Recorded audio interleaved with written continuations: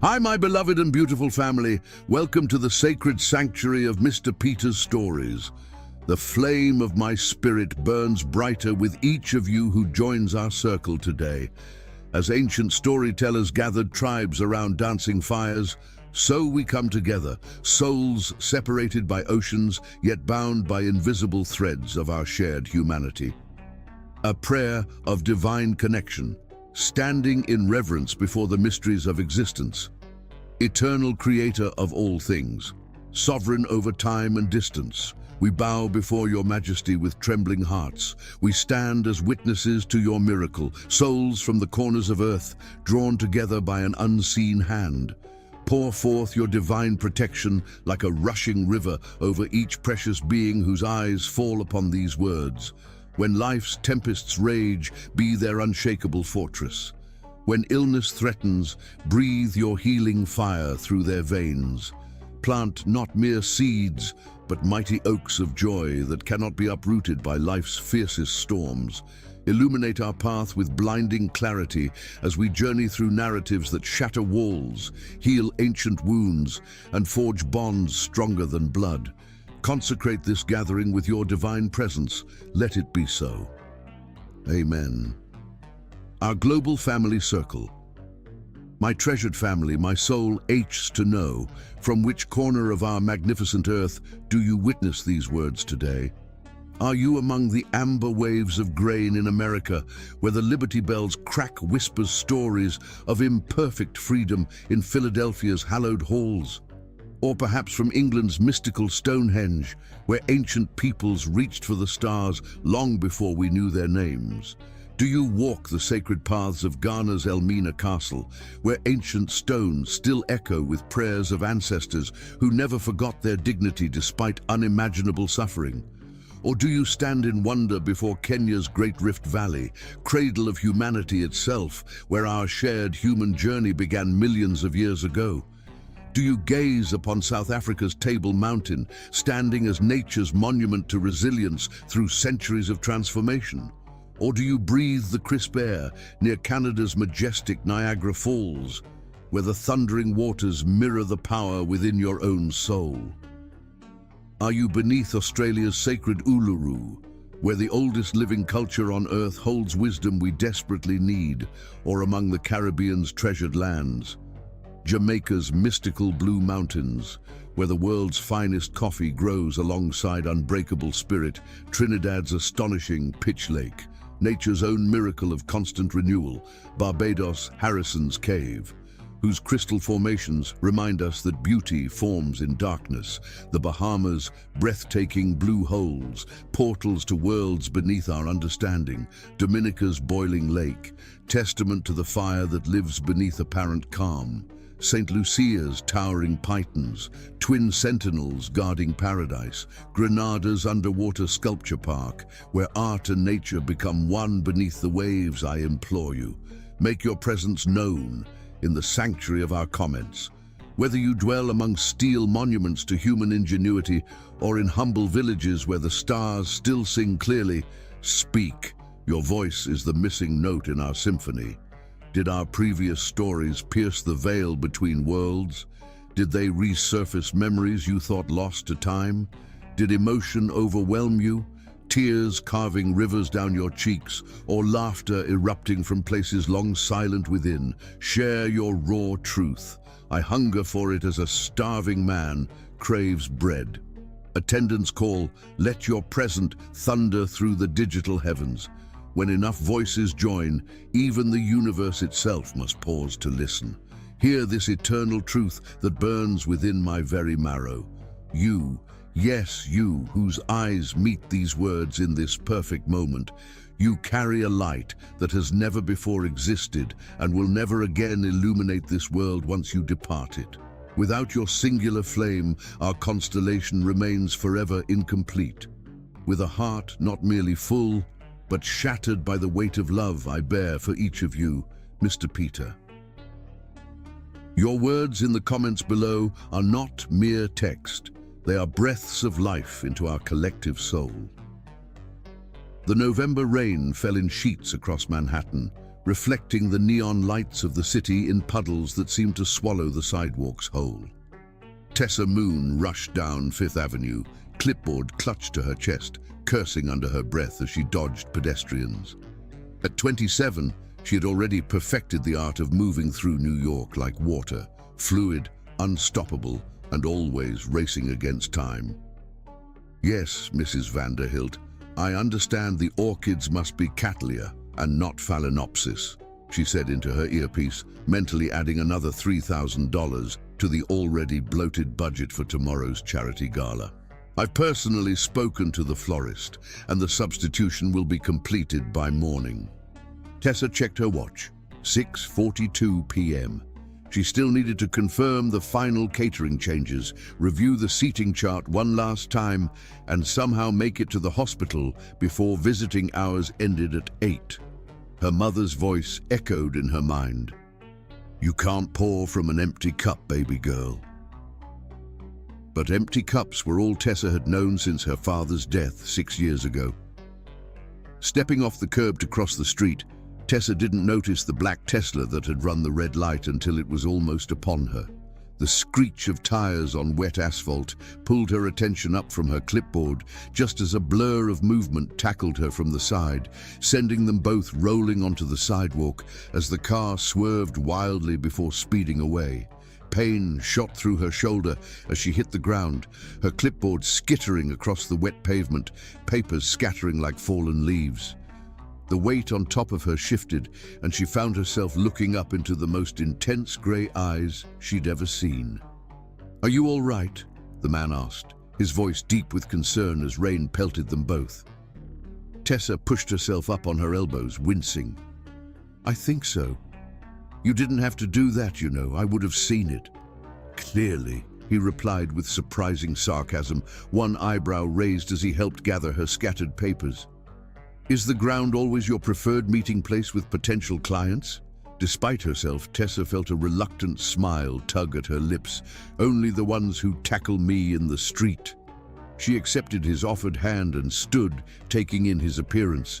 The bespoke suit now muddied at the knees, the rainwater dripping from what was probably a very expensive haircut, and the subtle scar that cut through his right eyebrow, adding character to what might otherwise have been intimidatingly perfect features. "Troy Walker," he said, extending his hand formally now that they were both upright. The name hit her like a second impact. Troy Walker, tech billionaire, notorious workaholic, and most importantly, the primary donor for tomorrow's charity gala she was organizing.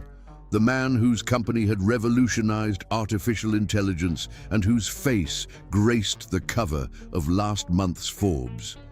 "Tessa Moon," she replied, hoping her handshake conveyed more composure than she felt. "And I believe I'm actually working for you tomorrow. I'm coordinating the Children's Hospital benefit." Recognition flickered in his eyes, followed by something else she couldn't quite place. "Ah, the event planner who refused to accommodate my schedule change. You're not what I expected."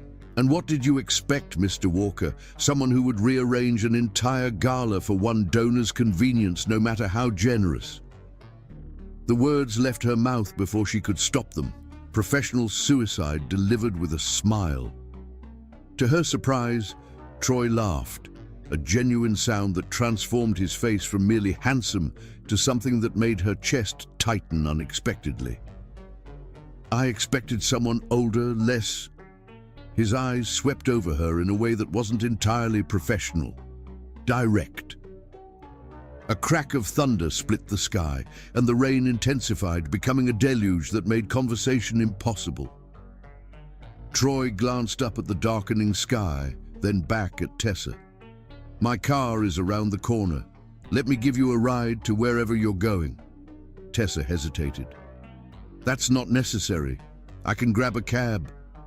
Troy gestured to the wet streets, empty of any available taxis. In this weather, even New York cabs become mythical creatures when it rains. He checked his watch. A subtle Patek Philippe that probably cost more than her annual rent. Besides, I believe we have some details to discuss about tomorrow's event, and I'd rather not do it while pneumonia sets in for both of us." Before Tessa could protest further, thunder cracked again, and the sky opened up completely. Practical considerations won out over pride. "Fine," she conceded. "I need to get to Mount Sinai Hospital before visiting hours end." Concern replaced the amusement in Troy's eyes. "Is everything okay?" Something in his genuine tone made Tessa answer honestly, "My mother. Heart condition. She's stable, but I visit every night." Troy nodded, no pity in his expression, just understanding, the kind that came from personal experience with hospital rooms and the particular silence they held at night. He placed a hand lightly on her lower back, guiding her toward a sleek black Maybach waiting around the corner, its driver standing at attention despite the downpour. "Mount Sinai, James," Troy instructed as they slid into the leather interior, "and call Doctor. Bennett, tell her I'm bringing someone who needs to be seen." "That's not necessary," Tessa protested, clutching her damaged clipboard. "I'm fine." "Your shoulder isn't," Troy replied simply. "You winced when you moved it. Humor me."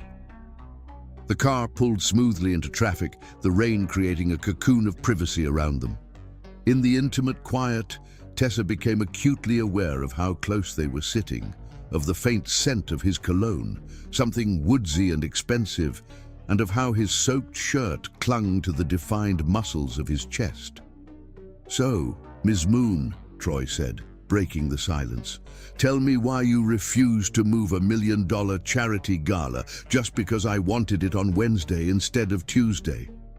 Tessa straightened, professional instincts kicking in. "Because, Mr. Walker, Tuesday is when the children from the oncology ward can actually attend. They have treatments on Wednesdays." She met his gaze steadily. "The event isn't about the donors, it's about the kids. I thought someone who donated so generously would understand that." For a moment, Troy said nothing, his expression unreadable. Then, a slow smile spread across his face, transforming it again in that way that made Tessa's breath catch. "3 event planners before you agreed to whatever date I suggested without question," he said. "None of them mentioned the children's schedule." Tessa felt heat rise to her cheeks, whether from anger or embarrassment, she wasn't sure. Then they weren't doing their jobs properly. "No," Troy agreed, his grey eyes never leaving hers. "They weren't." The car slowed to a stop in front of Mount Sinai Hospital.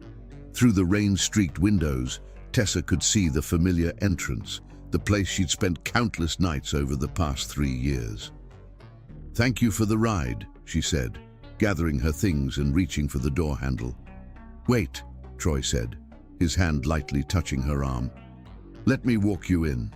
Dr. Bennett will be waiting, and besides," he glanced out at the still pouring rain, "I've already ruined 1 suit today. Might as well commit to it." Tessa wanted to refuse, to maintain the professional boundary that seemed to be blurring with every minute in his presence. But something in his expression stopped her. It wasn't the entitlement she'd expected from a billionaire, but something more vulnerable, almost like he needed a reason not to return to his own world just yet. "All right," she conceded, "but I'm not responsible if you catch pneumonia." Troy's smile returned, smaller but somehow more genuine. "I'll have my lawyers draw up the appropriate waiver." As they stepped out into the rain together, he insisting on holding an umbrella over her despite getting soaked himself, Tessa couldn't shake the feeling that something fundamental had shifted in her world, like tectonic plates sliding quietly beneath the surface, rearranging everything above without warning. Neither of them could have known then that 15 years later, they would stand in this same spot again, separated by heartbreak, betrayal, and the 2 beautiful girls who carried both their souls in equal measure. Chapter 2. Lightning in a Bottle. 3 weeks had passed since the rainy night outside Mount Sinai, and Tessa had successfully avoided Troy Walker since the charity gala. The event had been a triumph, raising over $10 million for the Children's Cancer Ward. But the way Troy had watched her throughout the evening had left her unsettled in ways she couldn't afford to examine too closely. "He's called 4 times this week, Tess," her assistant Jade said, leaning against the doorframe of Tessa's modest office in Harlem. "Whatever you did to Troy Walker has the man practically stalking our business line." Tessa didn't look up from her laptop. "I didn't do anything to him. He's probably just used to people dropping everything when he calls." "Uh-huh," Jade replied skeptically. "That's why he sent those ridiculously expensive flowers every day for a week after the gala, which I donated to my mother's hospital floor," Tessa countered. "Look, I don't have time for whatever game he's playing. The restaurant is 3 months behind on its property taxes, Mom's new medication isn't covered by insurance, and I have 2 corporate events to finish planning by Friday." Her phone buzzed with a text message. Jade raised an eyebrow when Tessa's expression shifted from irritation to shock. "What is it?" Tessa stared at her phone in disbelief. "It's from the bank. They're saying the restaurant's tax debt has been paid in full." She scrolled through the message, her brow furrowing deeper. "The loan has been forgiven?"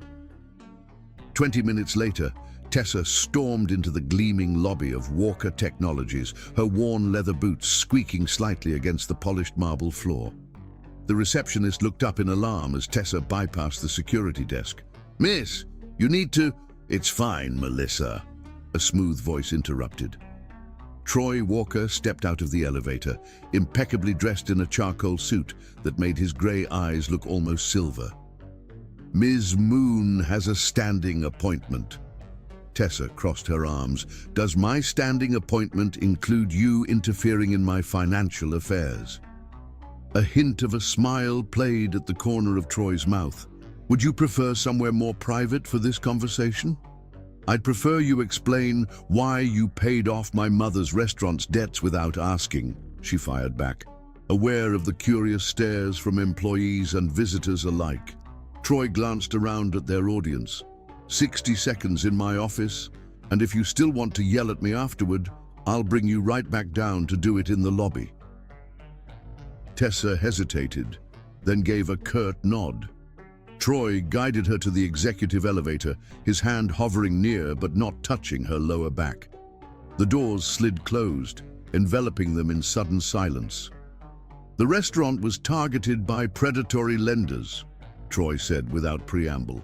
"The interest rates they charged your mother were illegal. I didn't pay off anything. I simply had my legal team address the fraud." Tessa stared at him, searching for deception. "Why would you do that?" The elevator doors opened to a minimalist office with floor-to-ceiling windows overlooking Manhattan. Troy stepped out, gesturing for her to follow. "Because I could," he answered simply. "Because your mother's restaurant makes the best jerk chicken in New York. Because you visited her every night in the hospital, even after working 16-hour days." He turned to face her fully. "Pick any reason you'd like." Tessa shook her head. "I don't need saving, Mr. Walker." "Troy," he corrected gently. "And I'm well aware you don't need saving. That's precisely what interests me about you, Tessa." The way he said her name, like he was tasting it, sent an unwelcome shiver down her spine. "I don't date clients," she said firmly. Troy leaned against his desk, arms crossed. "The gala is over. I'm not your client anymore. You're also a billionaire who's used to getting his way. And you're a woman who told that same billionaire to go to hell when he tried to reschedule an event for his convenience," Troy countered. "Do you know how refreshing that is?" Before Tessa could respond, the elevator doors opened again and a group of executives filed in, stopping abruptly at the sight of her. "Gentlemen," Troy said smoothly, "may I introduce Tessa Moon of Celestial Events, Ms. Moon, my executive team." An older man with silver hair stepped forward. "Ah, the woman who organized the Children's Hospital benefit. Masterful work." "Thank you," Tessa replied, her professional mask sliding back into place. Ms. Moon was just explaining why my approach to community investment is fundamentally flawed, Troy said, surprising her. I believe she used the phrase, throwing money at problems without understanding their root causes. The executives exchanged glances, clearly uncomfortable with anyone criticizing their CEO so directly. Tessa opened her mouth to contradict him when she caught the challenge in Troy's eyes. Actually, she said, deciding to call his bluff, I was saying that temporary financial bailouts without structural change create dependency rather than empowerment. True philanthropy should focus on creating sustainable pathways out of poverty, not just alleviating its symptoms. A stunned silence followed her words. Then, remarkably, one of the executives began to applaud. The others joined in, looking between her and Troy with new interest. Precisely why I've asked Ms. Moon to consult on our community engagement strategy, Troy said smoothly, as if this had been his plan all along. Gentlemen, we'll reconvene at 3. After they filed out, Tessa turned to Troy in disbelief. You're impossible. So I've been told. His smile was genuine now. Have dinner with me. I can't. I have to visit your mother. I know. That's why I've arranged for us to have dinner in her hospital room. Chef Marcus from Le Bernardin is preparing her favorite meal as we speak. At her shocked expression, he added, I called the nurses' station. They said her appetite has been poor lately.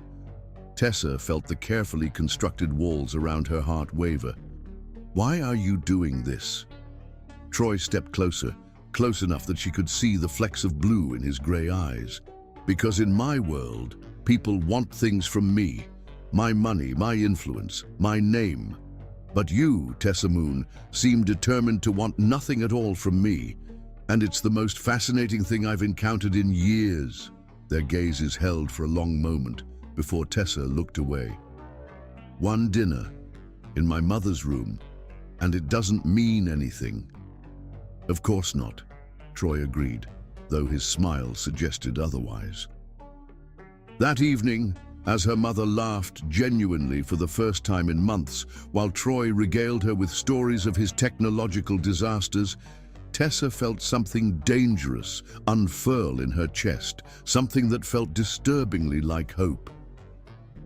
3 days later, photos of Troy and Tessa leaving the hospital together hit the society pages. The headlines ranged from speculative to outright racist.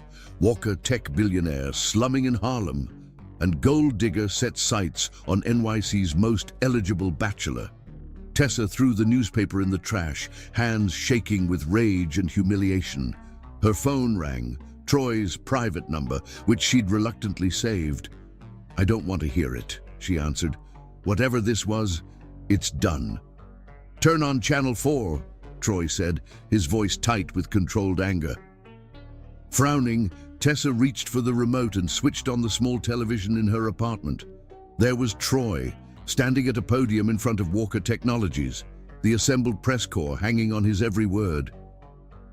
Disgusting display of racism and classism, he was saying, his expression cold with fury. Ms. Moon is a highly successful entrepreneur who graduated summa cum laude from Howard University. She built her business from nothing while caring for an ill parent and raising her younger siblings. The suggestion that she would need to pursue anyone for financial gain is not only false, but reveals more about the prejudices of those reporting it than it does about her character. Tessa sank onto her sofa, phone still pressed to her ear. Furthermore, Troy continued on screen, Walker Technologies is immediately severing all advertising contracts with any publication that participated in this character assassination. We are also filing defamation suits where appropriate.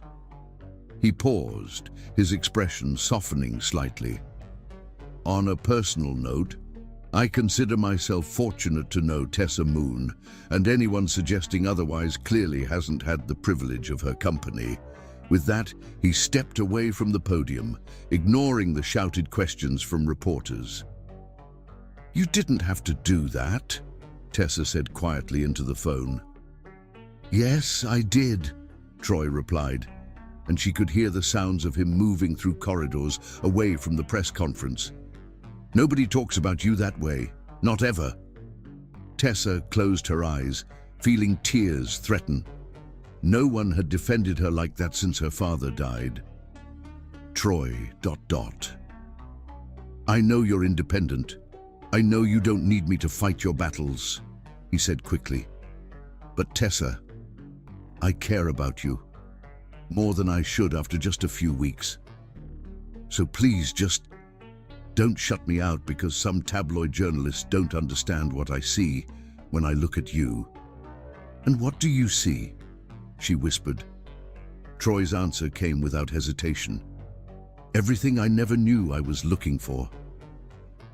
That night, when Troy arrived at her door with takeout from her mother's restaurant, not the expensive cuisine he could easily afford, Tessa made a decision that would alter the course of both their lives. She let him in.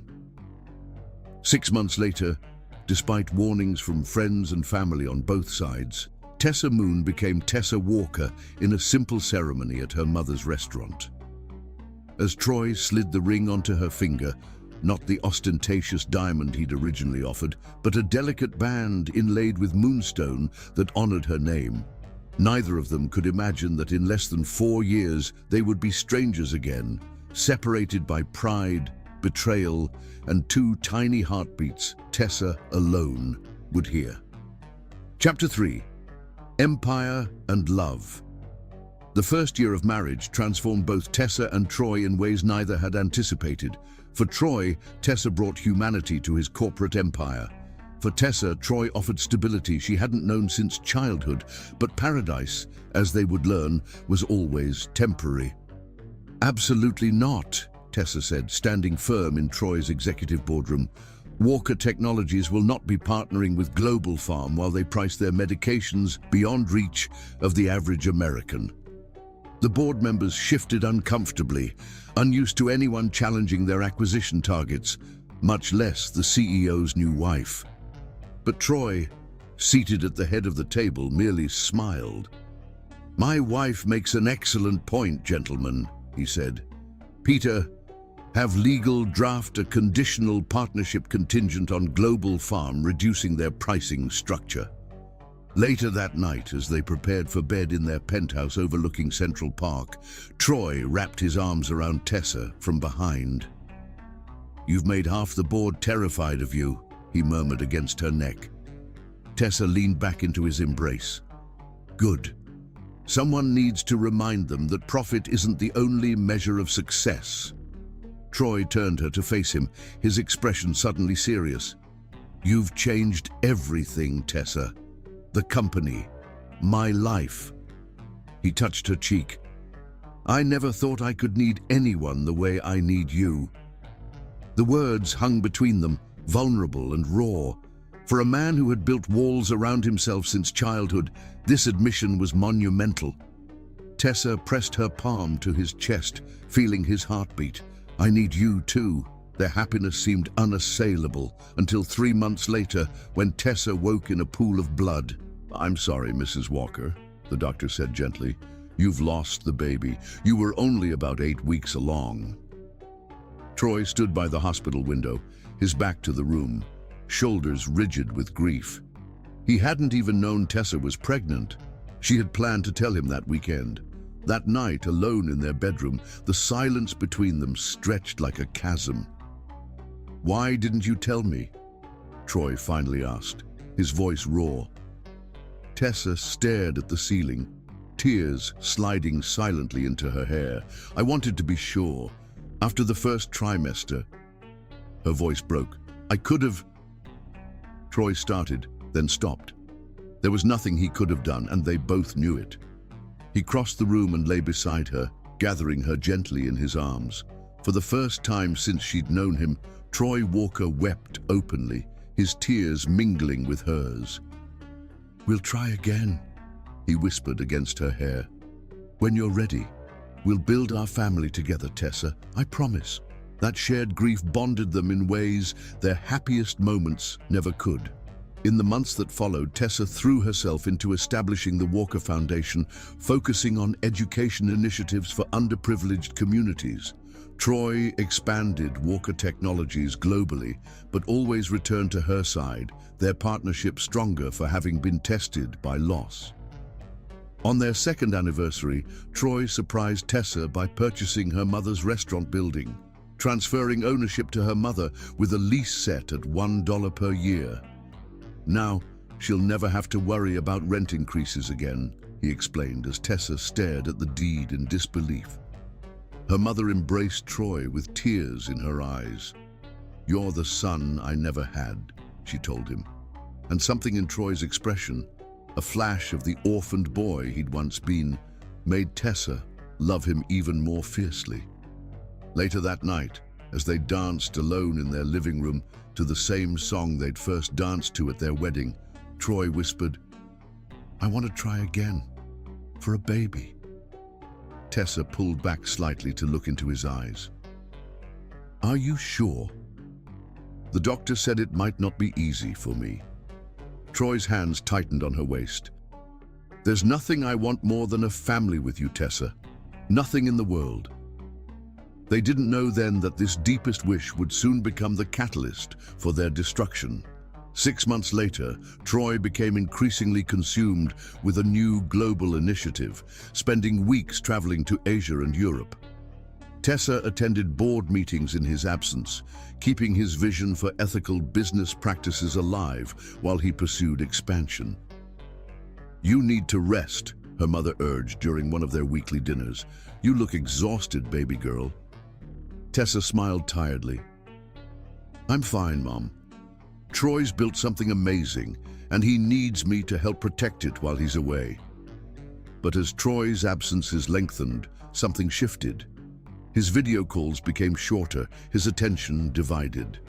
When he returned home, he brought expensive gifts, but seemed distant, his mind still in conference rooms across the globe. "I miss you," Tessa said one night, reaching for him across the cold expanse of their bed. Troy pulled her close, burying his face in her neck. "I'm right here." But they both felt it, the invisible distance growing between them, as dangerous as any ocean. When Troy's childhood friend Marcus was appointed CFO, Tessa welcomed him warmly, grateful for someone who might keep Troy grounded. She didn't see the resentment in Marcus's eyes when Troy looked at her, didn't recognize the seed of destruction being planted in their paradise. During a contentious board meeting about potential partnerships, an executive spoke up after Tessa successfully opposed a deal with Global Farm. "Richard Voss at Global Farm won't take this rejection lightly. He's been trying to align with Walker Tech for years." "Let him be disappointed," Troy replied dismissively. "You don't understand," the executive pressed. "Voss and Marcus were fraternity brothers at Harvard. This is personal for them." Troy waved away the concern, not recognizing the dangerous enemies he'd just made, ones whose patience for revenge would span decades. On the night of their third anniversary, Tessa waited alone at the restaurant where they'd had their first official date, a velvet box burning a hole in her purse. Inside, a watch engraved with the coordinates of the spot where they'd first met. The hours ticked by, her calls going straight to voicemail. Troy arrived just before midnight, exhaustion etched in every line of his face. "I'm sorry," he said, sliding into the chair across from her. The Tokyo deal collapsed at the last minute. Tessa studied the man she'd married, the shadows under his eyes, the new hardness in his jaw. "You're working too hard," she said softly. "We barely see each other anymore." "This expansion is for us," Troy insisted, "for our future, for the family we want." The irony of his words would haunt them both later, that in pursuing a legacy for the family they dreamed of, Troy was destroying the foundation of the marriage that would create it. Neither of them knew that at that very moment, as Tessa reached across the table to take his hand in forgiveness, the first cells of twin girls were already dividing inside her, their existence still a secret that would ultimately tear their parents apart. Chapter 4. The Fracture. Tessa discovered she was pregnant on a Wednesday morning, the home test showing 2 clear lines, while Troy was somewhere over the Atlantic, returning from another international trip. Her first instinct was to call him immediately, but something held her back, a desire to protect this fragile hope after their previous loss. Just until the first trimester, she whispered to herself, touching her still flat stomach. Then I'll tell him. At her doctor's appointment the following week, the ultrasound technician paused, adjusting the wand with a furrowed brow. "Is something wrong?" Tessa asked, instant fear gripping her heart. The technician smiled. "Not at all, Mrs. Walker. I'm hearing 2 distinct heartbeats." "2," Tessa repeated numbly. "As in twins," the technician confirmed. "Congratulations." That night, Tessa prepared a special dinner, planning to surprise Troy with the news. She placed the ultrasound image in an envelope beside his plate, nervously rearranging it as she waited. When her phone rang, she already knew what it meant. "I'm sorry, Tess," Troy's tired voice came through the speaker. "The European Union negotiations are more complicated than we anticipated. I need to stay another week." Tessa looked at the romantic table setting, the untouched envelope. "Of course," she said, keeping her voice steady. "I understand." But she didn't, not really. The Troy she'd married would never have missed their weekly dinner tradition. This new Troy, consumed by Walker Technologies' global expansion, seemed to exist in a different reality from the one they'd built together. Marcus became a constant presence in her life during Troy's absence, ostensibly checking in on company matters, though Tessa sometimes caught him watching her with an expression she couldn't decipher. "Troy wanted me to bring these contracts by," he said one evening, standing in the doorway of their penthouse. "He mentioned you review all the humanitarian initiatives." Tessa invited him in, professional as always. "Yes. I still have veto power over anything that contradicts our ethical guidelines." Marcus smiled thinly. "Remarkable how much influence you've maintained over a company you have no actual position in." The comment stung, but Tessa let it slide. "Troy values my perspective. That's all that matters." Later that week, feeling unexpectedly dizzy during a foundation meeting, Tessa called her doctor. "Bed rest," Dr. Chen ordered after examining her. "Your blood pressure is concerning, Mrs. Walker. Multiple pregnancies carry higher risks, especially with your history." "But I have the gala this weekend," Tessa protested, "and the Foundation's quarterly review." "Which is more important?" Dr. Chen interrupted gently. "Those events, or giving these babies their best chance?" Reluctantly, Tessa agreed, working remotely from her bed while ignoring the growing pile of files Marcus kept sending over. Documents about a potential partnership she'd already told Troy she opposed on ethical grounds. When Troy finally returned home after 3 weeks away, Tessa had planned to tell him everything, about the twins, about the bed rest, about her concerns regarding Marcus. But he walked in distracted, barely kissing her hello, before diving into work calls. "We need to talk," she said, when he finally emerged from his home office near midnight. Troy ran a hand through his hair, looking more exhausted than she'd ever seen him. "Can it wait until morning? The Beijing deal is imploding, and I have to be on a call at 5 a.m. Tessa swallowed her disappointment. Of course. She didn't see him the next morning, only a note saying he'd gone to the office early. When he returned that evening, his expression was thunderous. "Did you know about the unauthorized transfers?" he demanded without preamble.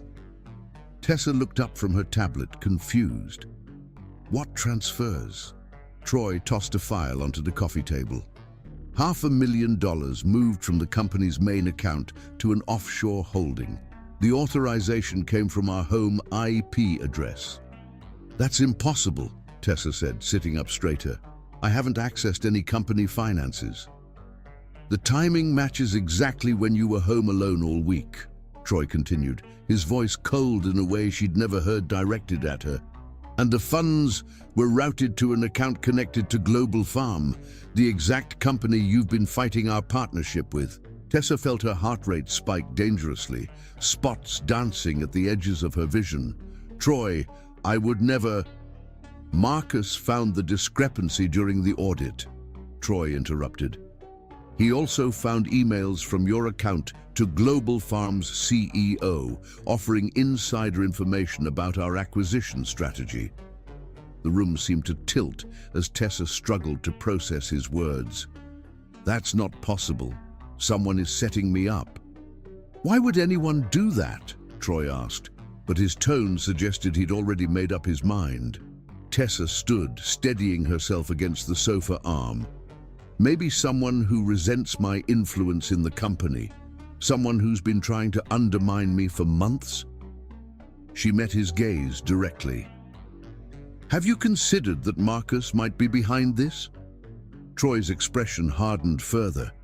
Marcus has been my friend since we were 10 years old. He would never betray me. And what am I, Troy? Tessa asked, her voice breaking. Just your wife. Not worth the same loyalty.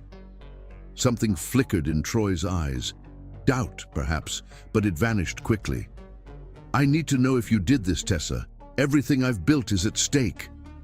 The magnitude of his distrust hit her like a physical blow. After 3 years of marriage, after everything they'd shared, he could believe she would betray him so fundamentally. I didn't do it, she said quietly. And the fact that you could think I did tells me everything I need to know about what our marriage has become. Troy's jaw tightened. Then explain the evidence. Explain why our bank records show a $3 million deposit into your personal account last month. What? Tessa gasped. That's not... She stopped, realizing with horror what he was seeing. The foundation grant from the Gates Foundation for her education initiative had been temporarily routed through her account while the foundation's was being established. She'd told Troy about it, but he'd been distracted on another call. That was the Gates grant, she explained, struggling to keep her voice steady. For the literacy program in Harlem. It's all documented. Convenient, Troy said, though a flicker of uncertainty crossed his face. The word struck Tessa like a slap. In that moment, standing in the home they'd built together, she realized how completely they'd become strangers. I'm pregnant, she said suddenly, the words escaping before she could stop them. Troy froze, his expression shifting from anger to shock. What? I'm pregnant, Tessa repeated, tears now falling freely.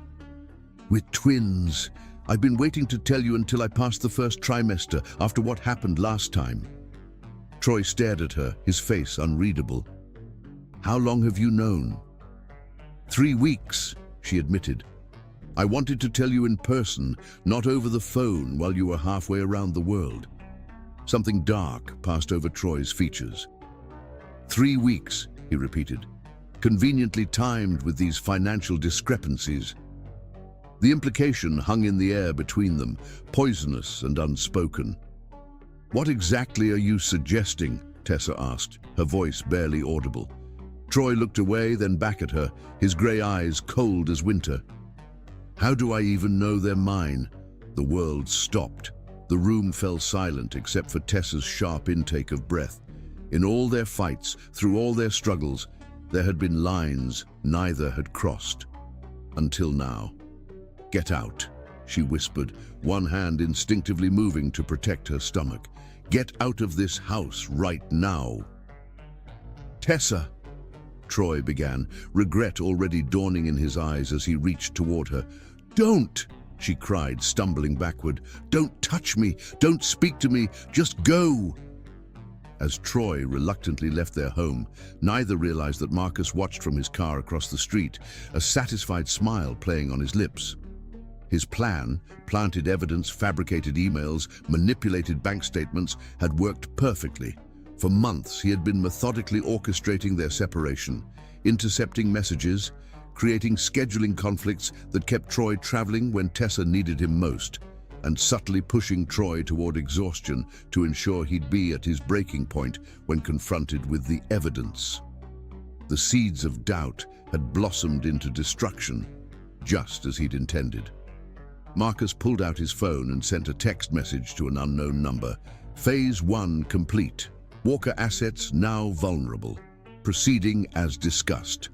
The recipient's name briefly flashed on the screen. Richard Voss, Global Farm. That night, as Tessa lay curled around her still flat stomach, protecting the tiny lives Troy had questioned, she made a decision. By morning, she was gone, leaving behind only divorce papers and her wedding ring on their bed. Troy, finding them after a sleepless night of regret, stared at the moonstone ring glinting in the morning light. In questioning the paternity of his unborn children, he had become his own deepest fear, the kind of man who abandoned his family. He signed the papers without reading them, too consumed by pride and wounded dignity to fight for the woman he'd lost, never imagining that 15 years would pass before he saw her again. Chapter 5. Rising from Ashes. Tessa leaned against the wall of her mother's small apartment bathroom, trying to catch her breath between contractions. She was only 7 months along, but the twins were coming. Too early, too suddenly. "Baby girl, we need to get you to the hospital," her mother urged, fear evident in her voice. "Not Mount Sinai," Tessa managed between pained breaths. "He'll find out." "Tessa Moonwalker, I don't care about your pride right now," her mother snapped. "These babies need medical care, and Mount Sinai has the best NICU in the city." The next contraction hit with such force that Tessa couldn't argue. Within the hour, she was being rushed through hospital doors, the same ones she had entered with Troy on that rainy night that felt like a lifetime ago. "BP dropping," a nurse called out as they wheeled her toward delivery. "We need to prep for emergency C-section." Through a haze of pain and fear, Tessa heard herself asking for Troy. In her delirium, she momentarily forgot everything, the accusations, the betrayal, the divorce finalized just weeks earlier. She only remembered that they were supposed to be doing this together. "Troy," she whispered as the anesthesia began to take effect. But when she awoke hours later, it was her mother's tear-streaked face she saw, not her ex-husband's. "The girls?" Tessa asked immediately, panic rising. Her mother squeezed her hand. "They're tiny but fighting. They're in the NICU." 2 days later, Tessa was wheeled to the neonatal intensive care unit, her heart breaking at the sight of her daughters, so small, so fragile in their incubators, connected to a web of tubes and monitors. "Zora and Amara," she whispered, naming them on the spot. "It means dawn and grace. Because that's what they are, my new beginning." The nurses exchanged glances. "Mrs. Walker, Ms. Moon," Tessa corrected firmly. "I've reverted to my maiden name." "Ms. Moon," the nurse amended. "We need the father's medical history. These girls have a rare blood type that may complicate things if they need transfusions." Tessa stared at her tiny daughters, rage and protection warring within her. "Their father isn't in the picture," she said finally, "and he won't be." That night, alone in her hospital room, Tessa made a decision. On the birth certificates, under father's name, she left the space blank. Troy Walker had given up his right to be their father the moment he questioned if they were his. The next 6 weeks passed in a blur of hospital visits, breast milk pumping, and frantic work on her laptop between NICU sessions. Tessa sold her wedding jewelry, except for the moonstone pendant Troy had given her on their first date, to cover the mounting medical bills she refused to submit to Troy's insurance. "You need rest," her mother insisted, finding Tessa working at 3 a.m. beside the girls' incubators. "What I need is to ensure my daughters never want for anything," Tessa replied, not looking up from her business plan. "Celestial Events isn't enough anymore. I'm launching a full PR and brand management firm." While Zora and Amara fought to grow stronger in their plastic boxes, Tessa built Moonrise Enterprises from her hospital chair, calling clients, securing financing, and hiring staff who could work with her unconventional schedule. The day the twins were finally released from the hospital, Tessa received her first major contract, a rebranding for a Fortune 500 company that would pay enough to secure an apartment for her small family. "You should call him," her mother said as they settled the girls into their new home. "Whatever happened between you, those girls deserve to know their father." Tessa looked down at Zora's sleeping face. So, like Troy's, it made her heart ache and hardened her resolve. Their father chose not to know them. That was his decision. "Pride goes both ways, baby girl," her mother warned. "Don't let yours hurt these children." But Tessa couldn't bring herself to reach out, not after what Troy had said.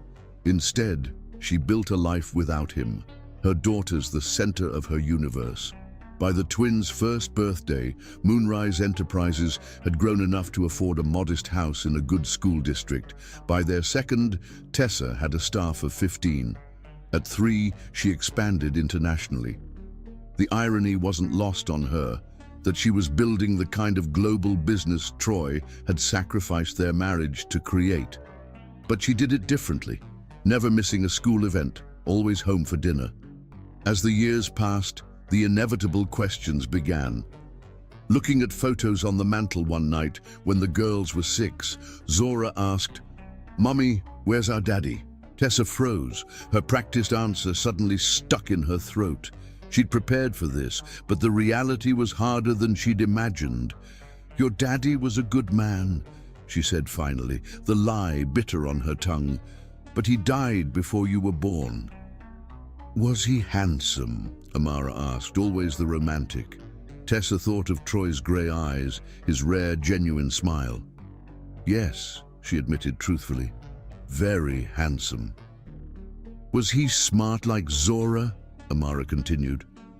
"Just like Zora," Tessa confirmed, looking at her analytical, thoughtful daughter, who'd inherited Troy's quick mind and technological aptitude. "Did he love us?" Zora asked quietly. Tessa pulled both girls close, fighting tears. "He would have loved you very much if he'd known you," she said, finding a truth in the midst of her deception. "Troy would have loved them, if he'd believed they were his, if he'd stayed, if things had been different." As the twins grew, Tessa crafted an elaborate mythology around their father, a brilliant businessman who died heroically trying to save others. It was easier than the truth, kinder than exposing them to the rejection she herself still carried like an open wound. By their 15th birthday, Zora and Amara were extraordinary young women. Zora, serious and driven, had already created several apps and won national science competitions. Amara, creative and empathetic, was a talented artist whose work had been featured in local galleries. They were everything Tessa had hoped for, and sometimes, in quiet moments, she wished Troy could see what he had thrown away. Ironically, it was Tessa's success that eventually brought Troy back into their orbit. Moonrise Enterprises had become so prominent that when Walker Technologies launched a new educational initiative for underprivileged teens, Tessa's firm was the obvious choice to handle the publicity, a fact neither company realized until contracts were already signed. On the morning of the launch event at Wellington Academy, the prestigious school the twins attended on academic scholarships, Tessa stared at the presenter list with growing horror. Keynote speaker Troy Walker, CEO and founder Walker Technologies. After 15 years of careful avoidance, their worlds were about to collide, and Tessa had no way to prepare her daughters for the earthquake that was coming. "Mom, are you okay?" Zora asked, finding Tessa pale and shaken at the breakfast table. "You look like you've seen a ghost." "I'm fine," Tessa lied, forcing a smile. "Just nervous about the big event today." She couldn't have known that Troy had already seen Zora's name on the student technology panel and had spent the night staring at her school photo, looking into his own eyes, reflected in a teenage girl he'd never met. By sunset, 15 years of careful protection would shatter, and Tessa's daughters would learn that their heroic dead father was very much alive and had never known they existed. Chapter 6. Ghosts of the Past. Troy Walker stood at the floor-to-ceiling window of his office, watching the Manhattan skyline fade from afternoon gold to evening blue. 15 years had etched new lines around his eyes and threaded silver through his temples, but his commanding presence had only intensified with age. His empire had grown beyond even his ambitious dreams. Walker Technologies now dominated global markets, revolutionized artificial intelligence, and employed thousands. Yet success tasted like ash in his mouth. "Mr. Walker," his assistant's voice came through the intercom, "the files for tomorrow's Wellington Academy event are ready for your review." Troy pressed the button without turning from the window. "Thank you, Claire. Send them in." Moments later, a young man entered with a sleek portfolio. "The student presenters' bios and presentations, sir.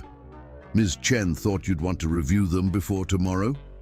Troy nodded dismissively, taking the folder. Only when the door closed did he sit at his desk and open it, his eyes scanning through the materials until they landed on what he'd been avoiding all day: the student technology panel participants. His fingers froze on the page. Zora Moon, Jr., Wellington Academy. Creator of EquiHealth, an AI-driven application connecting underserved communities with healthcare resources. National Merit Scholar and two-time recipient of the Young Innovators Award. Attached was a photo of a serious young woman with deep brown skin, high cheekbones, and eyes. His eyes, grey and penetrating, staring back at him from his ex-wife's face. Troy had discovered the connection purely by accident 3 days earlier. While reviewing the charity initiative's target schools, Wellington Academy's student showcase had caught his attention, specifically a brilliant technological solution for healthcare accessibility created by a 15-year-old prodigy. This wasn't his first attempt to reconnect with his past. 5 years after Tessa left, when he discovered Marcus's deception and embezzlement scheme, Troy had hired investigators to find her. But her careful privacy measures, the name change, multiple relocations, and corporate structure that obscured her ownership of Moonrise Enterprises had created effective barriers. After months of searching with no success, Troy had convinced himself that disrupting her life would be selfish, a rationalization that protected him from facing the full weight of his mistake. His personal life had remained empty despite his professional success. Brief relationships with women who wanted the billionaire, not the man, never lasted because none measured up to his memory of Tessa. His adoptive parents had passed away without ever meeting their granddaughters, leaving Troy truly alone despite his crowded life. He'd filled the void with work and acquisition, building an empire that echoed with silence once he returned home each night. One search later, he'd found himself staring at the ghost of his past and a truth he'd never allowed himself to consider. Tessa had been pregnant when she left. The timing matched perfectly. And this girl, this brilliant creator with his analytical mind and Tessa's determination, could only be his daughter. But why was her last name Moon, not Walker? And why had Tessa never told him? The questions had consumed him for 72 sleepless hours. Now, the night before he would potentially face them both, Troy found himself doing something he hadn't done in years: searching for Tessa online. The results stunned him. Tessa Moon, founder and CEO of Moonrise Enterprises, a global PR and brand management firm with offices in 12 countries. The once struggling event planner had built an empire that rivaled his own, all while raising... Troy's breath caught as he clicked on an article featuring Tessa accepting a Women in Business award. The caption read, "Tessa Moon with daughters Zora and Amara, 14, at last year's Power Women's Summit. Daughters, plural." The photo showed Tessa, still breathtakingly beautiful, flanked by two teenage girls. One he recognized as Zora, and another with the same face but softer features, her smile wide and artistic temperament evident in her colorful outfit. Twins. He had twin daughters he'd never known existed. The room seemed to spin as 15 years of assumptions collapsed around him. He'd believed Tessa had left because she couldn't handle the pressure of his work, because she'd been guilty of the financial improprieties Marcus had discovered, because she'd never truly loved him the way he'd loved her. Marcus. Troy's hands clenched at the memory of his childhood friend and former CFO. 5 years after Tessa left, Troy had discovered Marcus's embezzlement scheme, millions siphoned over years, disguised as operational costs. When confronted, Marcus had laughed, admitting not only to stealing, but to orchestrating the evidence against Tessa. "She had too much influence over you," Marcus had sneered before security removed him. "You were becoming weak, letting her humanitarian nonsense interfere with real business." Troy had fired him publicly, pressed charges, and watched his oldest friend go to prison. But he'd never sought out Tessa to tell her the truth. Pride, shame, and the assumption that she'd moved on had kept him silent. Now, staring at the daughters he'd never known, Troy felt the full weight of his failure. His phone rang, startling him from his thoughts. "Sir," Claire said, "I've just received word that Moonrise Enterprises is the PR firm handling tomorrow's event. Their team will be on site for the setup at 7 a.m. Troy closed his eyes briefly. "Thank you, Claire." After hanging up, he opened his desk drawer and removed a small velvet box he'd kept for 15 years. Inside lay a delicate moonstone pendant, the one he'd given Tessa on their first real date, the one she'd left behind with her wedding ring. Slipping it into his pocket, Troy made a decision. Tomorrow, he would face the consequences of the worst mistake of his life. "Mom, chill. It's just a presentation," Zora said the next morning, watching Tessa obsessively adjust her blouse in the car's rearview mirror. "You've organized way bigger events than this." In the back seat, Amara looked up from her sketchbook. "Yeah, but you're presenting, Z. Mom always gets extra nervous when it's us in the spotlight." Tessa forced a smile, though her heart was racing. She'd spent the night strategizing how to avoid Troy at the event, sending her deputy to handle the main stage, positioning herself in the student exhibition hall where Troy wouldn't venture, planning their exit before his keynote address. "I just want everything to be perfect," she said, squeezing Zora's hand. "This tech initiative could open doors for so many of your classmates." Zora nodded seriously. "That's why my presentation focuses on accessibility. If Walker Technologies really wants to help underserved students, they need to understand the barriers first." Tessa swallowed hard at her daughter's unwitting mention of her father's company. "You'll be amazing, sweetheart." They arrived at Wellington Academy an hour early. Tessa immediately immersed herself in supervising the setup, keeping one eye on the entrance for Troy's arrival. The plan was simple: stay invisible, get through the event, then figure out a long-term solution to keep their worlds separate. But life, as Tessa had learned repeatedly, rarely followed plans. "Ms. Moon," her assistant rushed over, panic evident in her voice. "There's a problem with the demonstration technology. The integration with Walker Tech's system isn't working." Tessa took a calming breath. "Where?" "Main auditorium. Their CTO is already there." With no choice, Tessa headed to the auditorium, calculating the risks. Troy was unlikely to be there yet. CEOs typically arrived just before their speaking slots. She could fix the technical issue and disappear before he showed up. The auditorium was dim, technicians scurrying around the stage where a sleek podium displayed the Walker Technologies logo.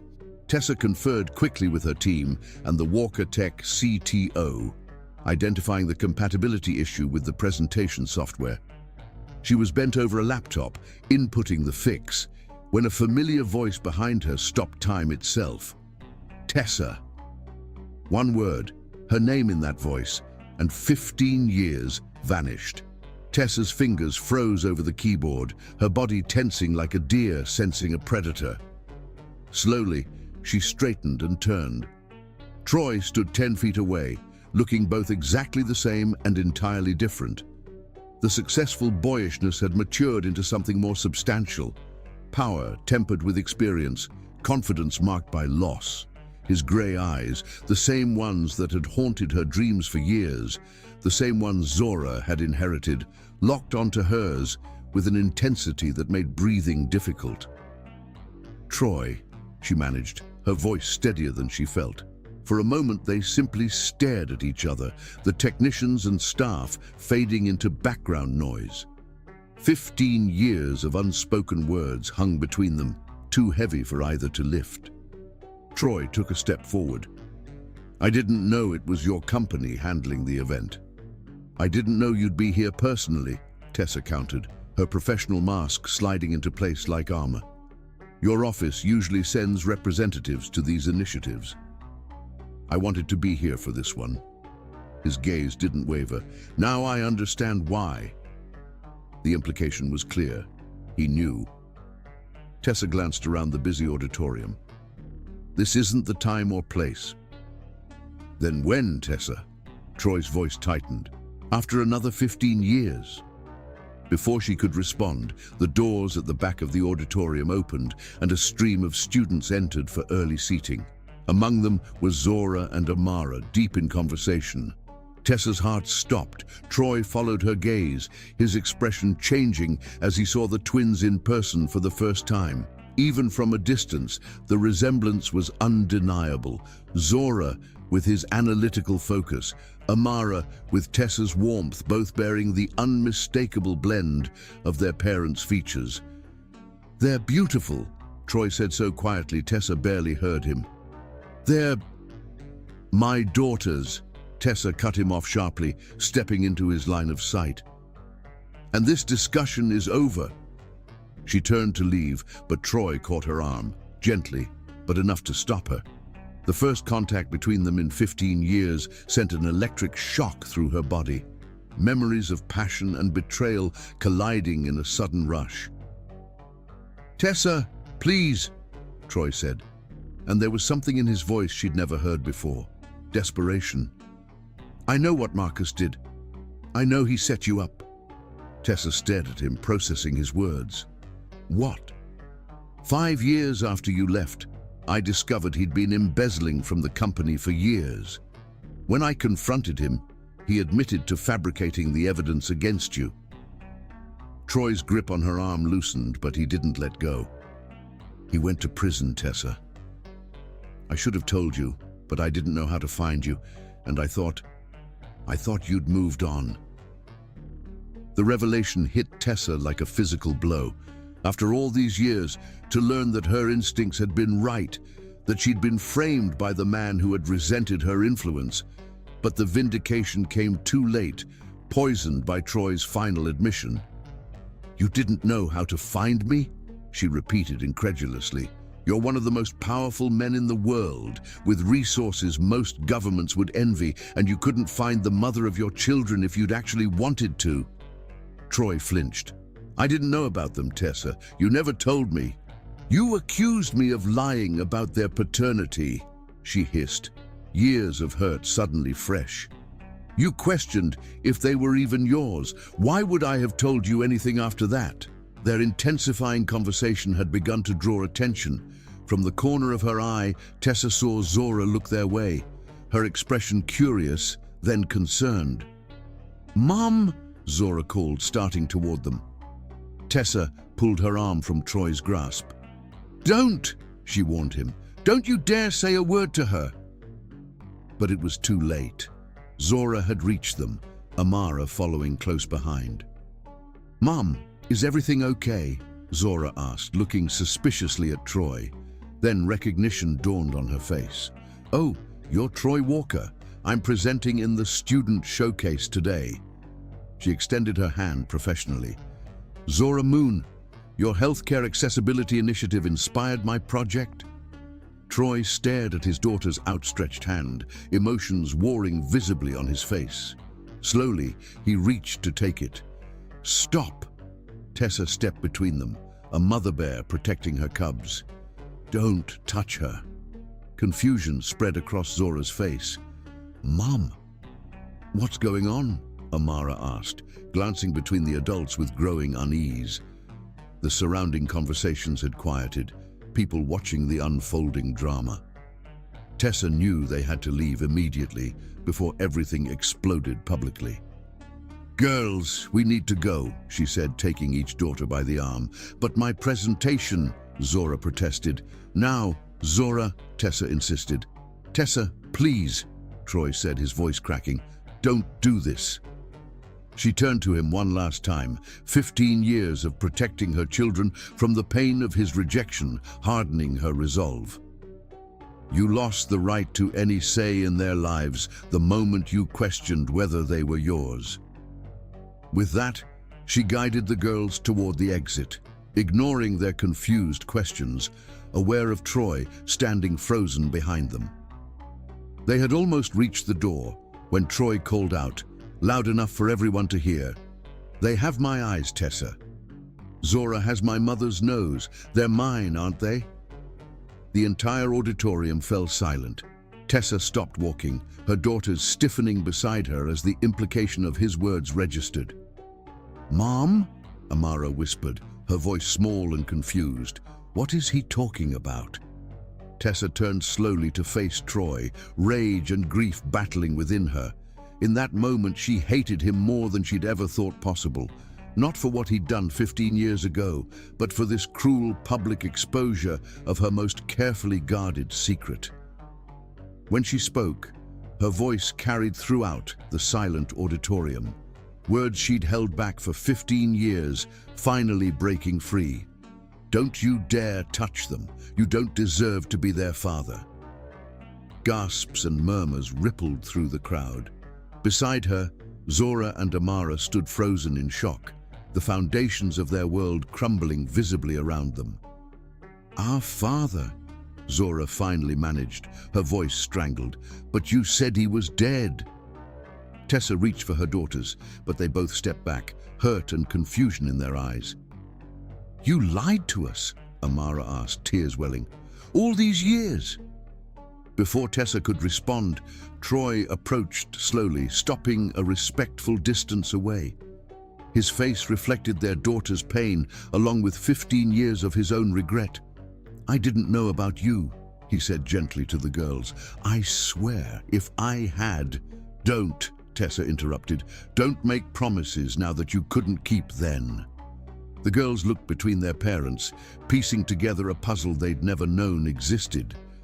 The moment stretched unbearably until Zora, always the practical one, took a shuddering breath. "I have a presentation to give," she said, her voice unnaturally controlled.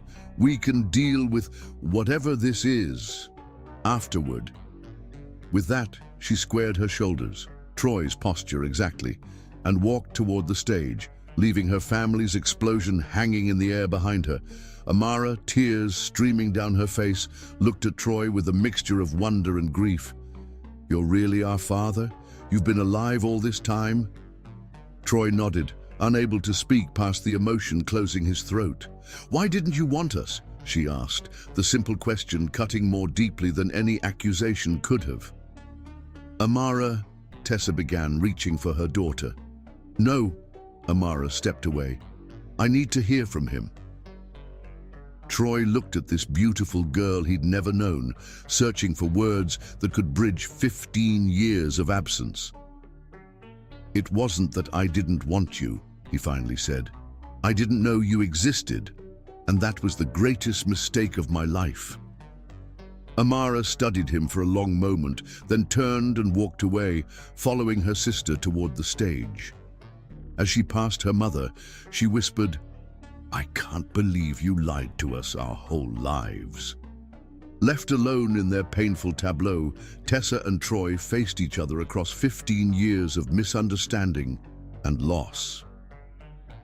"Are you happy now?" Tessa asked, her voice raw. You've destroyed everything I built to protect them." Troy shook his head slowly. "I never meant for it to happen this way. But I won't apologize for wanting to know my daughters, Tessa. Not even to spare your pride." "My pride?" Tessa laughed bitterly. "This was never about pride. It was about protecting two little girls from a father who rejected them before they were even born." "I rejected a lie I was manipulated into believing," Troy countered. "And I've paid for that mistake every day for 15 years. He took a step closer. "But I'm here now, and I'm not going anywhere. Not this time." The determination in his voice told Tessa that her carefully constructed world, the one where Troy Walker existed only in memory and myth, had irrevocably shattered. Whatever happened next would change all their lives forever. And the twins, watching their parents from across the auditorium, knew it too. Chapter 7. Shattered Truths. The chaos that followed their public confrontation was immediate and overwhelming. Security had escorted the shaken family to a private room while the school administration handled the stunned audience. Zora, displaying remarkable composure that was eerily similar to her father's, had insisted on returning to give her presentation.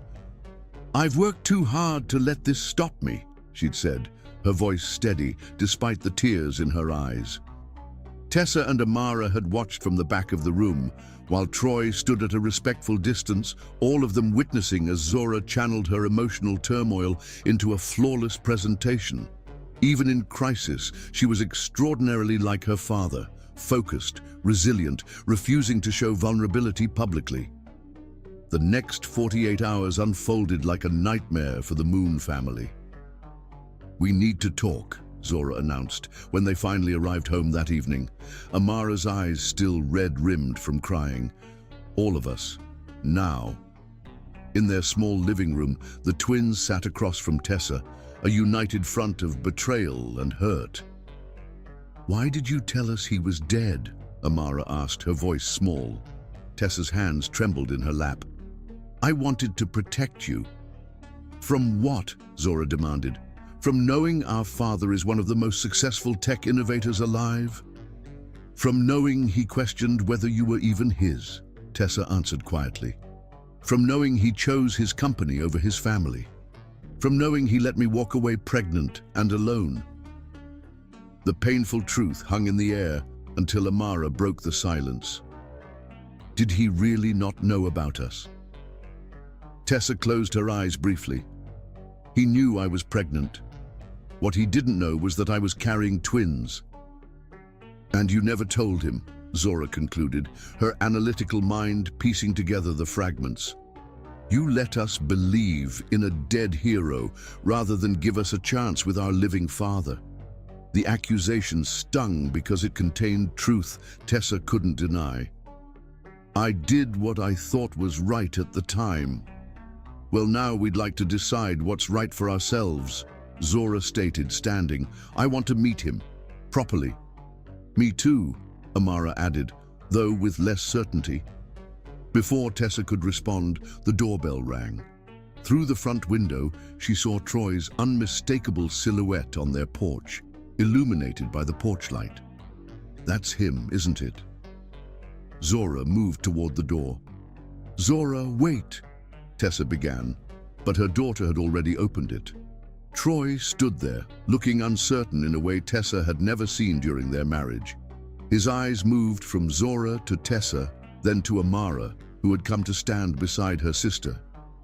"I apologize for coming unannounced," he said formally, "but I thought—" He faltered, then straightened. "I thought we should talk, as a family." "We're not a family," Tessa said automatically. "Yes, we are," Amara countered, her gentle nature asserting itself. "Just a broken one." Troy's expression softened at his daughter's words.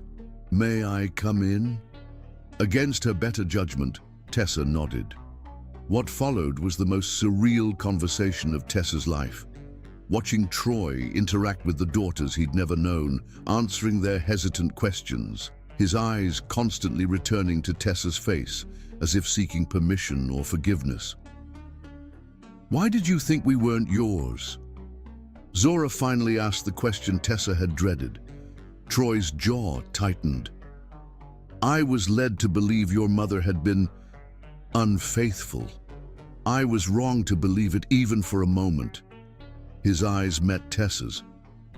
"It was the worst mistake of my life, and I've regretted it every day since." "If you regretted it so much, why didn't you look for us?" Amara pressed.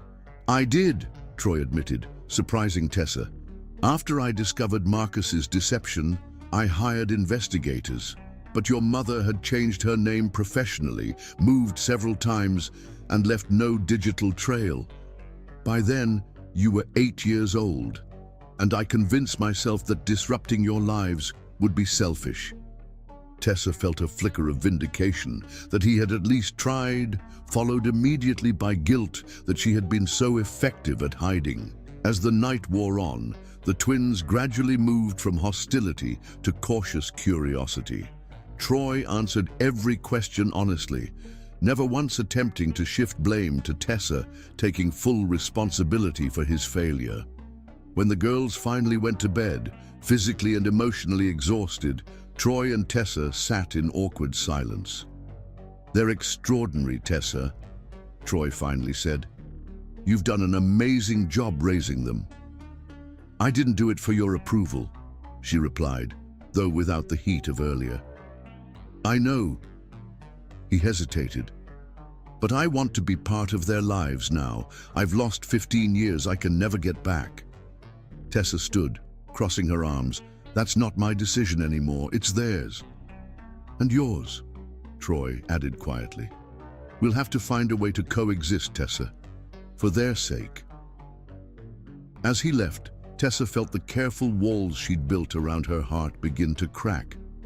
Troy Walker was back in their lives, and nothing would ever be the same again. The next morning, Tessa found an envelope on the kitchen table addressed to Dad. Inside was a formal invitation in Zora's handwriting, asking Troy to attend her science competition that weekend. It had begun, the slow, inevitable integration of the father they'd never known into the lives she'd so carefully constructed without him.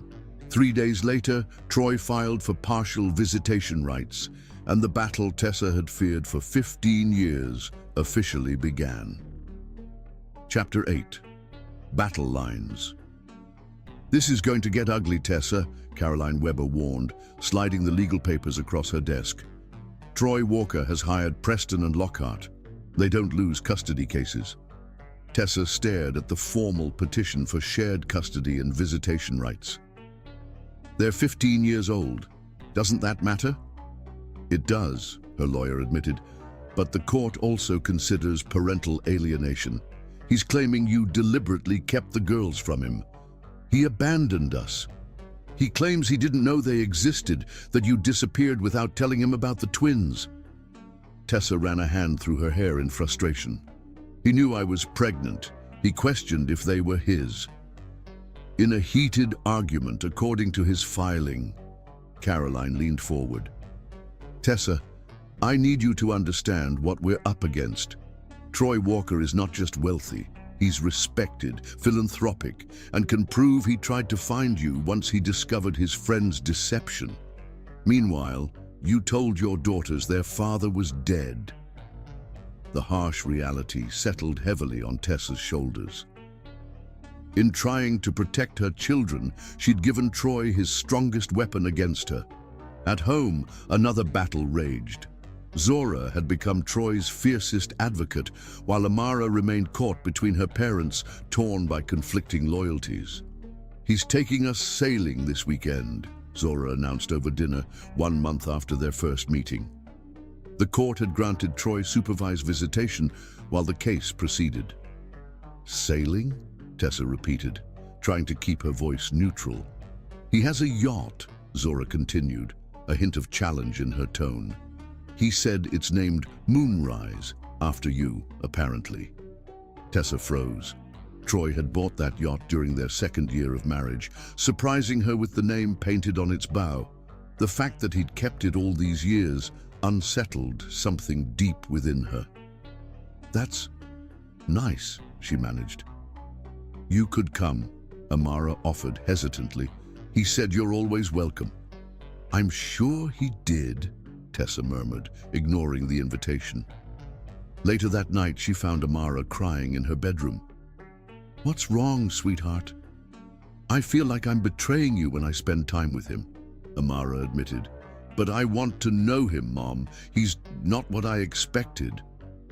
After comforting Amara, Tessa passed the twins' room later that night and overheard them processing their fractured reality. "Do you believe him?" Amara was asking. "About not knowing about us?" "It makes logical sense," Zora responded, analytical even in emotional crisis. "Why would he stay away if he knew? He has everything: money, power, influence. Nothing would have stopped him if he'd wanted to find us." "Then why didn't he look harder after he found out about Marcus's lies?" "Pride, maybe," Zora reasoned. "Or fear. Imagine discovering you'd abandoned your children based on a lie. How do you face that?" Amara's voice softened. "Mom lied to us our whole lives. To protect us," Zora said, though uncertainty tinged her voice. "From what? From knowing our father is alive? From having a choice about knowing him?" The questions hung unanswered. Two young women suddenly realizing their identities had been built on carefully constructed stories rather than complete truths. Tessa sat beside her daughter, heart aching. "You're not betraying me by getting to know your father. Then why won't you come with us? Why can't we all just get along?" The innocent question had no simple answer. How could Tessa explain that every time she saw Troy with their daughters, she felt both vindicated and robbed? Proud they were finally seeing the good in him, yet resentful that he could step into their lives so easily after 15 years of absence. The custody case exploded into the public sphere when the story leaked to the press. Overnight, Tessa found herself portrayed as the villain who'd kept a billionaire from his children, while Troy was painted as the wronged father, fighting to reconnect with daughters he'd never known existed. Outside Wellington Academy, reporters ambushed the twins. Troy arrived unexpectedly, shielding the girls from cameras as he guided them to his waiting car. An image that made front pages nationwide. Tech billionaire protecting his newly discovered daughters. "This is a private family matter," he told the press firmly. "I ask that you respect my daughter's privacy during this difficult transition." When Tessa saw the coverage, she called Troy immediately. "Using this for publicity? Really?" "I didn't alert the press," Troy responded calmly. "But I won't apologize for protecting our daughters from them." "Our daughters." The phrase still jarred her. "The media loves their narrative," he continued. "The evil mother, the wronged father. We both know life is more complicated than that." "Is it?" Tessa challenged. "Because from where I stand, you're using your money and influence to rewrite history." Troy's voice hardened. "I'm trying to build a relationship with my children, Tessa. Children I would have raised from birth if given the chance." "A chance you threw away." "A chance that was stolen from us both," he corrected, "by Marcus's manipulation and our own pride." The truth in his words stung more than any accusation. The custody hearing approached with growing tension.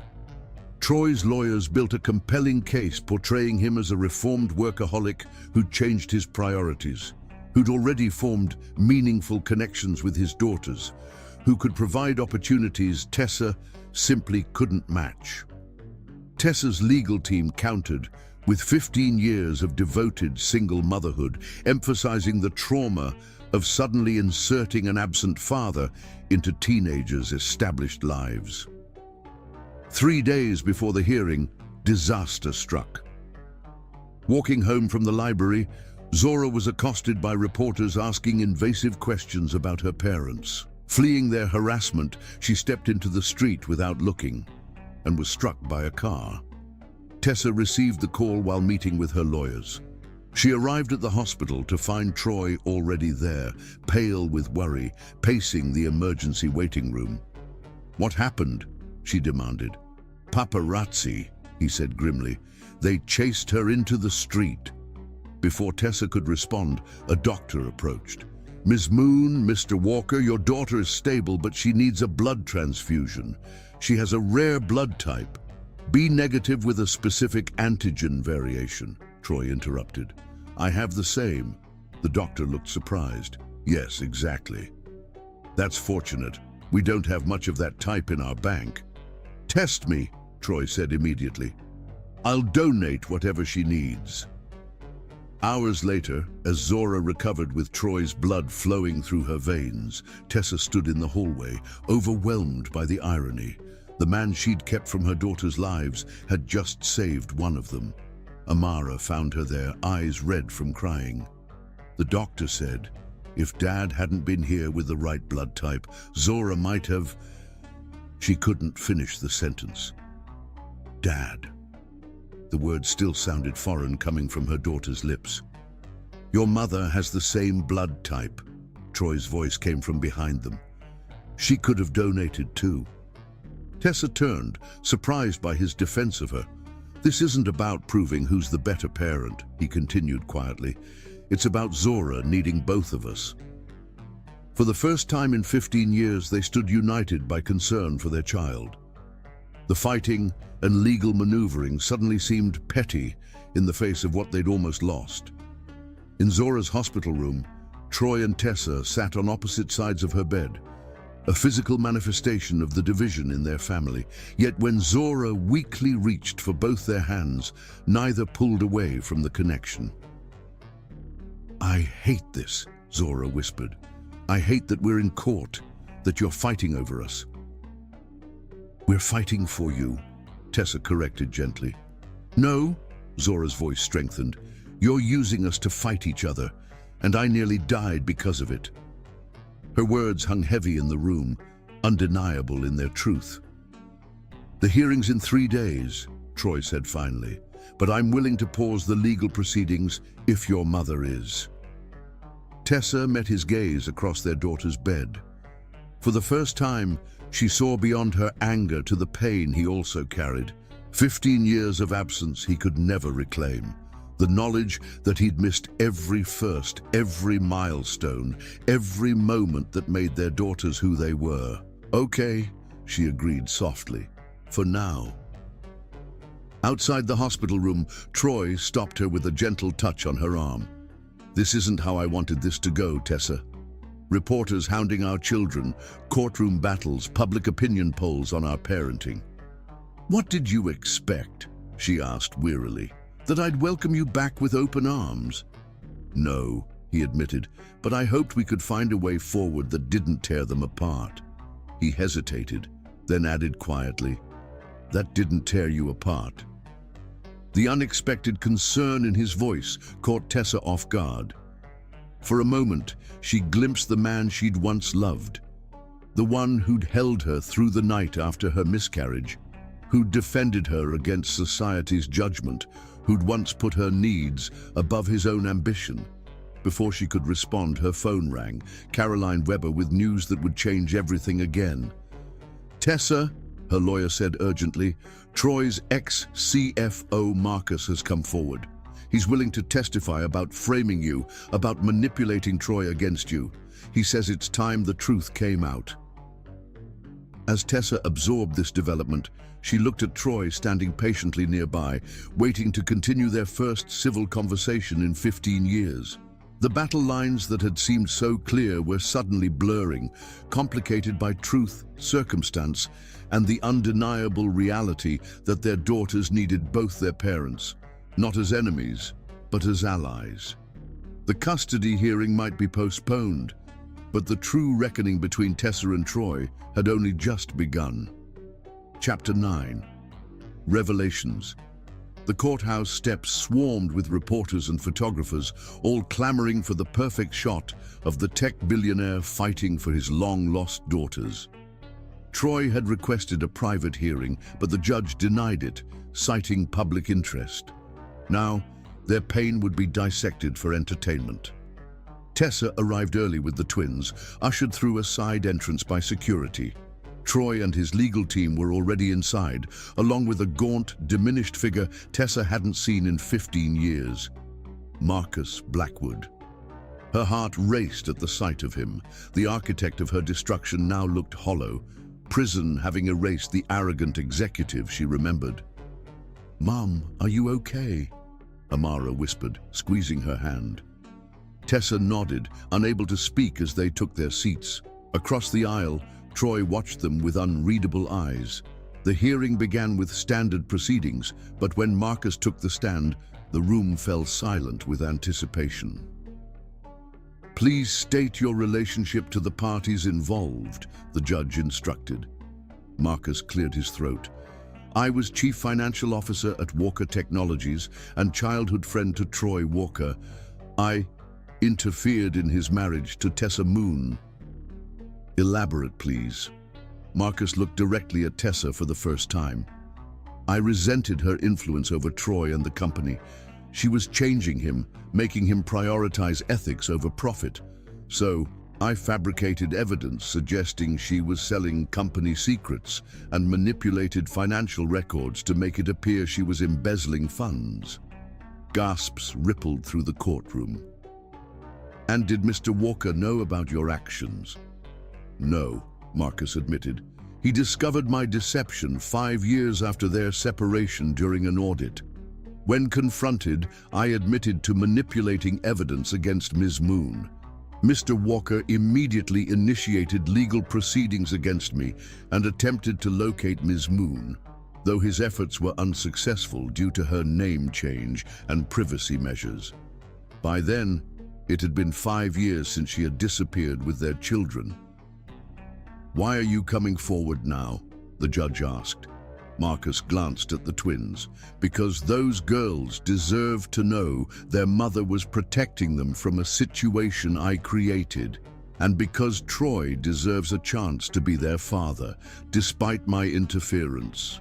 When cross-examination ended, the judge called a recess. In the hallway, Tessa found herself face-to-face with Marcus. "I can never undo what I did," he said quietly. "But I am sorry, Tessa." She studied the man who had destroyed her marriage and altered her children's lives forever. "Not as sorry as I am that Troy believed you over me." "That's the tragedy," Marcus replied.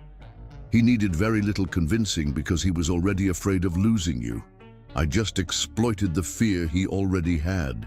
Troy appeared behind Marcus, his expression pained. "The judge wants to see us privately," he told Tessa. In chambers, the judge was direct. "This case is unusual, to say the least. Mr. Walker, you're seeking shared custody of teenage daughters you've known for less than 2 months."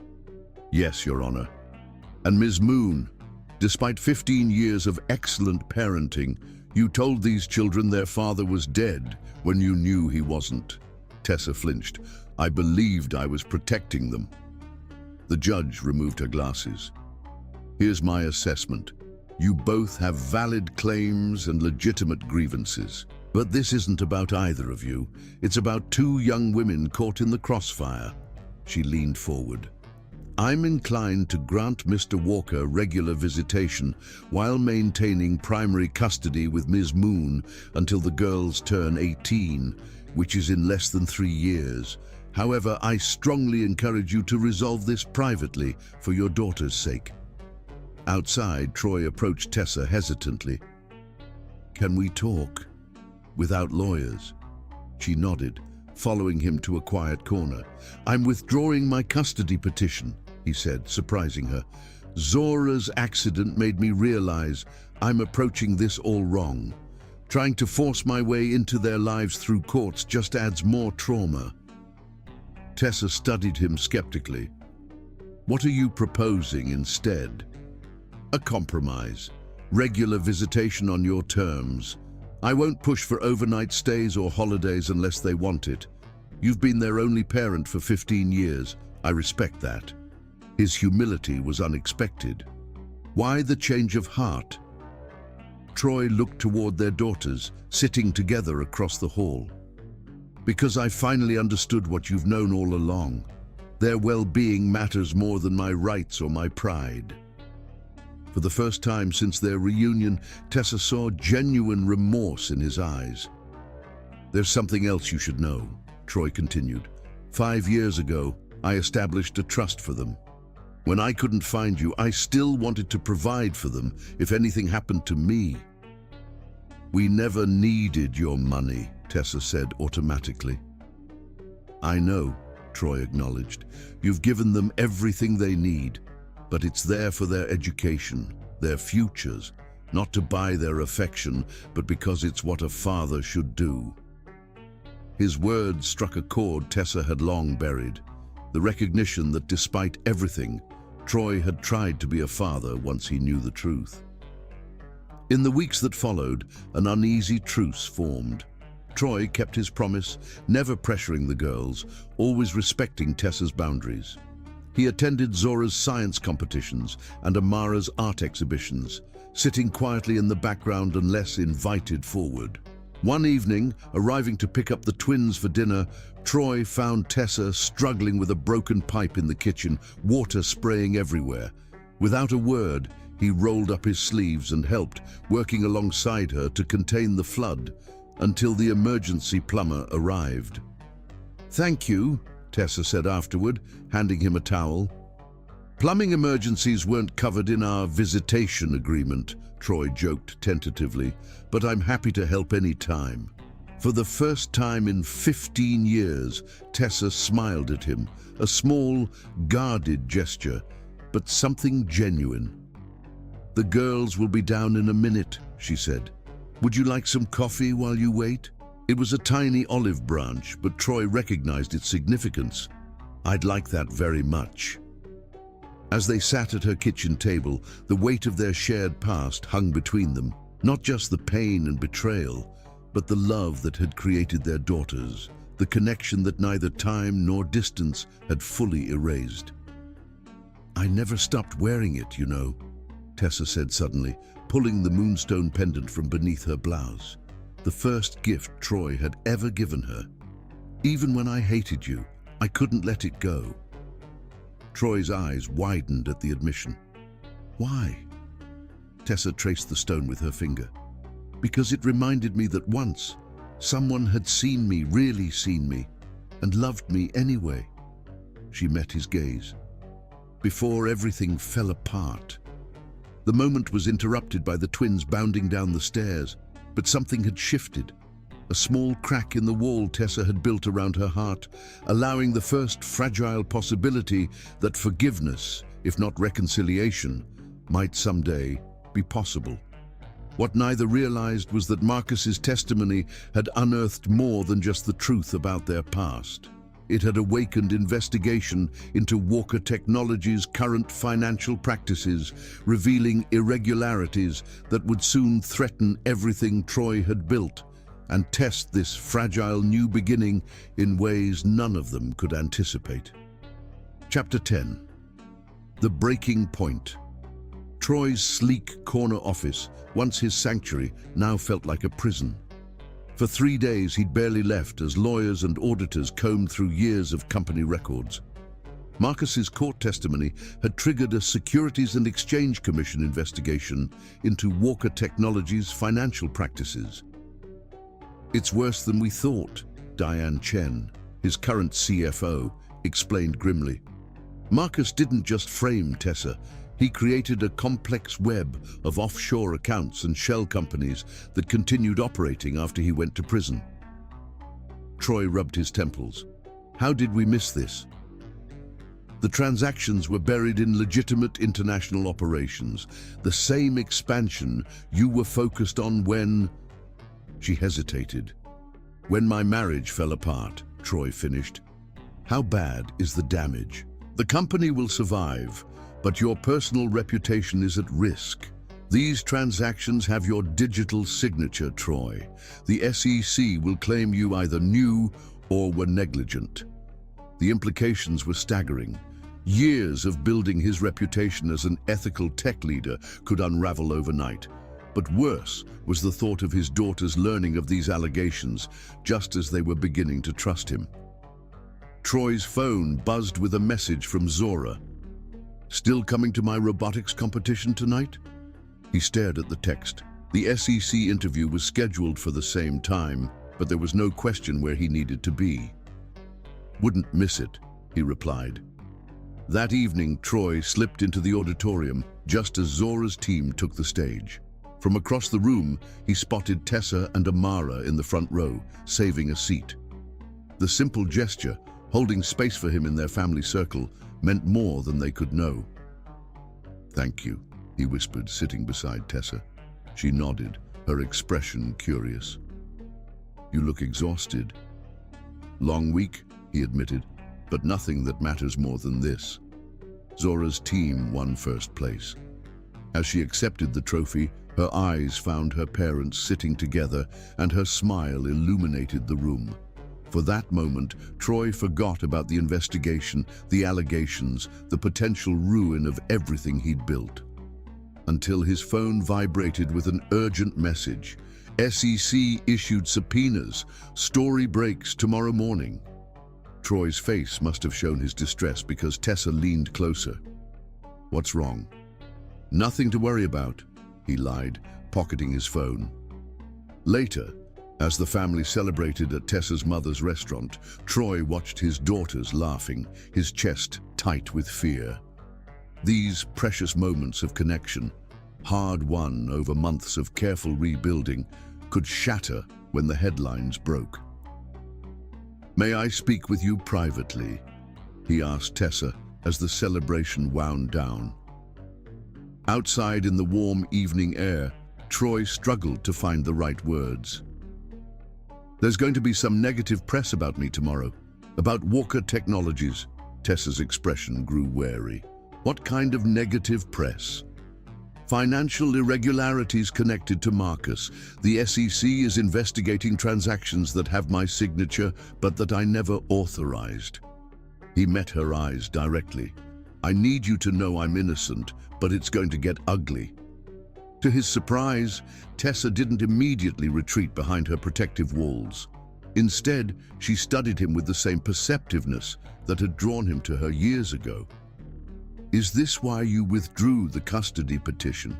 Because you knew this was coming?" "No," Troy answered honestly. "That decision was about what's best for the girls. But I understand if you want to limit my contact until this is resolved." Tessa was quiet for a long moment. "The girls have already lost you once. I won't be the one to take you away again unless you give me reason to." Her unexpected support left Troy speechless. "Besides," she added with the hint of a smile, "I happen to know something about being falsely accused of financial crimes." The headlines the next morning were brutal. "Walker Tech under investigation, CEO implicated in fraud scheme." Within hours, the company's stock plummeted, former associates distanced themselves, business partners suspended contracts pending investigation. Troy faced the allegations head-on, holding a press conference where he denied wrongdoing and vowed complete cooperation with investigators. But the damage was spreading like wildfire. That evening, his security team reported paparazzi staking out Tessa's house, hoping to catch the newly reunited family in the crossfire of scandal. "They're taking pictures through our windows," Amara reported tearfully during their video call. "Mum's closing all the blinds." Troy's protective instincts flared. "Put your mother on, please." When Tessa appeared on screen, Troy didn't waste time. "Pack overnight bags for you and the girls. My security team will bring you to the penthouse. The building has restricted access. No press can get in." "Troy, please, Tessa." His voice cracked slightly. "Let me protect our family, just until this dies down." The word family hung between them, weighted with meaning. After a pause, Tessa nodded. "Just for a few days." The temporary arrangement stretched into weeks as the investigation intensified. Living under one roof created a strange domesticity. Tense at first, then gradually settling into something almost comfortable. Troy took the guest room, careful never to presume or push boundaries. In the mornings, he made coffee for Tessa the way she'd always liked it.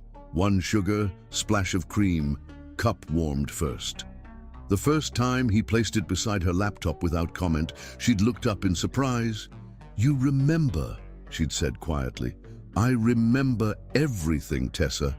He'd replied simply before giving her space. Now you guess what happened in the last 2 chapters? You have listened to more than 200 stories from me. Let's check your wisdom. I am not well today. That's why I couldn't write the last 2 chapters. Pray for me, and God bless you.